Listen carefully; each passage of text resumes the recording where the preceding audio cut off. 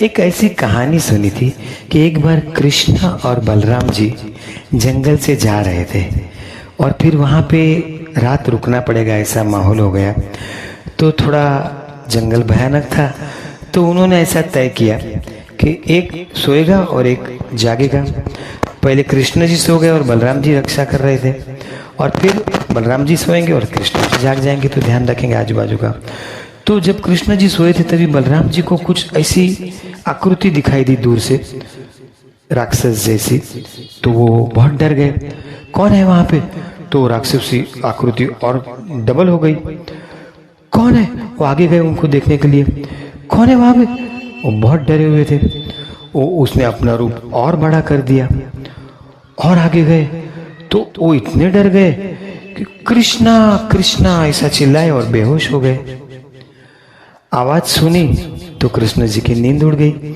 उन्होंने वहां पे जाके देखा तो वहां पे बलराम जी लेटे थे। उनको लगा कि अभी कृष्ण जी की नींद का वारी खत्म हो गई, अभी बलराम जी को सोने का टाइम हो गया, तो उन्होंने मुझे जगा के खुद सो गए हैं।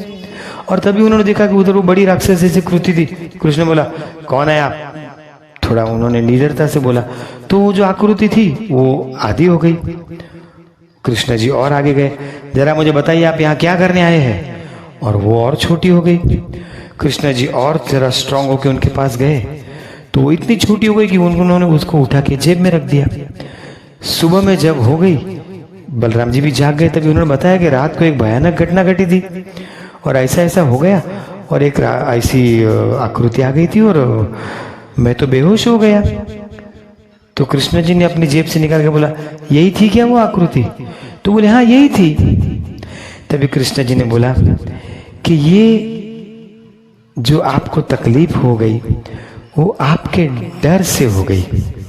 कोई भी आपत्ति हमको आती है, कोई भी तकलीफ आती है, हम अगर उससे डरते हैं तो वो अपना रूप और डबल करती है, और अगर डरते हैं तो और डबल कर देते हो, हमारी तबीयत हम खराब कर देते हैं। लेकिन जैसे ही कृष्ण जी ने उनका निडरता से सामना किया तो वो आदी हो गई और स्ट्रांगली बात की। जीवन में कभी भी कोई दिक्कत तकलीफ आवे तो उसका निडरता से, बहादुरी से सामना कीजिए, आपकी दिक्कतें कम हो जाएगी। खुश रहें, तंदुरुस्त रहें।